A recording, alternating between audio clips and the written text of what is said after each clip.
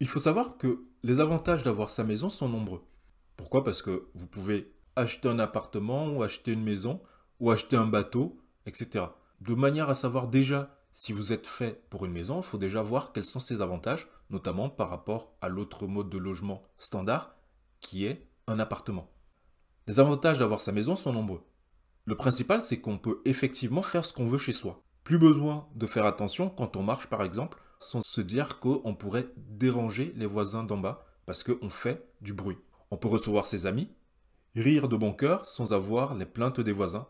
On peut laisser ses enfants jouer dans le séjour sans les brider parce que on n'a plus peur qu'ils fassent du bruit et que les voisins s'en plaignent. On a un extérieur et on peut en profiter pendant les beaux jours, ce qui est très pratique. On profite d'une intimité préservée pour la vie de famille. On n'a plus à monter les courses parce qu'il n'y a pas d'ascenseur ou tout simplement parce que l'ascenseur est en panne. On a une facilité de stationnement. Donc pour ceux qui, comme moi, ont vécu dans l'hyper centre-ville, c'est très galère quand on rentre du travail et qu'il faut encore tourner pour trouver une place de stationnement. À partir du moment où vous avez une maison, c'est un problème qui est réglé. La question maintenant, c'est de savoir si vous avez plutôt besoin d'une maison construite ou si vous allez préférer faire construire la vôtre. Eh bien, c'est à tout ça que nous allons essayer de répondre dans cette formation. Il y a pas mal de critères de comparaison. Cependant, j'en ai retenu que 11, qui sont vraiment les critères principaux et qui, si vous avez des idées très claires sur quels sont les critères les plus importants pour vous, en fait, à l'issue de cette formation-là, vous saurez très clairement savoir si vous êtes fait pour construire ou si vous êtes fait pour plutôt acheter dans l'ancien. Parce que vous aurez vu tous les avantages ainsi que les inconvénients de chacune des deux options. Donc, commençons par le premier critère. Eh bien, la comparaison des coûts d'acquisition à budget égal, ça veut dire que pour un budget donné, combien vous avez qui est effectivement réservé à l'acquisition de la maison. Parce que vous savez que quand vous allez acheter ou faire construire, vous avez des frais annexes. L'idée, c'est quelle est l'option qui vous permet de maximiser le budget que vous avez de disponible pour pouvoir acheter votre maison. Ensuite, une fois que vous avez ce budget disponible pour la maison, quelle taille de maison vous pouvez vous offrir? Puis, combien cela va-t-il vous coûter au moment où vous allez devoir aller faire financer votre projet par une banque? C'est un point qui est extrêmement important, le financement bancaire. Pourquoi? Parce que si vous n'avez pas de financement bancaire, eh bien vous n'avez pas de projet, tout simplement. Ensuite, il faut pouvoir comparer la fiscalité dans un cas comme dans l'autre.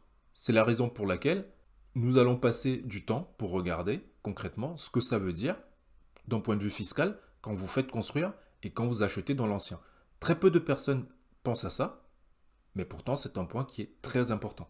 Un autre point, c'est la valorisation du bien.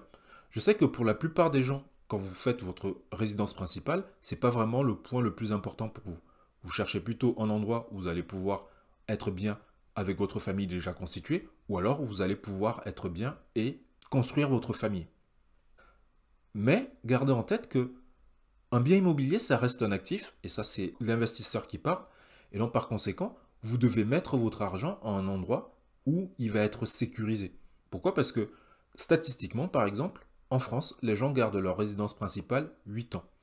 Ça veut dire concrètement que si dans 8 ans, la composition de la famille elle est différente et que par exemple vous devez vendre, eh bien il faut que vous vendiez et que vous fassiez une plus-value et que vous récupériez tout l'argent que vous avez injecté dans le projet. C'est très important. Il n'y a rien de pire que revendre et perdre de l'argent. Ensuite, il faut savoir s'il est plus facile de trouver un terrain ou plutôt plus facile de trouver une maison déjà construite.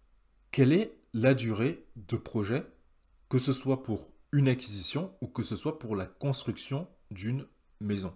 Ensuite, il faut savoir, en matière d'aménagement intérieur, quel est votre poids dans l'aménagement intérieur, dans une maison déjà construite ou dans un projet de construction. Est-ce que vous avez de l'aménagement extérieur, par exemple, à faire ensuite? Au quotidien, par exemple, en termes de coûts énergétiques, combien vous coûtera une maison ancienne et combien vous coûterait une construction récente? Au niveau de l'aménagement extérieur, est-ce que vous avez des choses à faire dans une maison ancienne ou est-ce que vous avez des choses à faire dans une maison récente? Puis, en matière de coût d'utilisation, il faudra voir combien vous coûtera une maison ancienne au quotidien en termes de facture énergétique et combien vous coûtera une maison que vous avez fait construire au quotidien. Et enfin, en matière d'entretien, quels sont les frais que vous allez devoir prévoir dans un cas comme dans l'autre une fois que vous serez installé dans la maison. Voilà, c'est tout ça que nous allons voir dans cette mini-formation.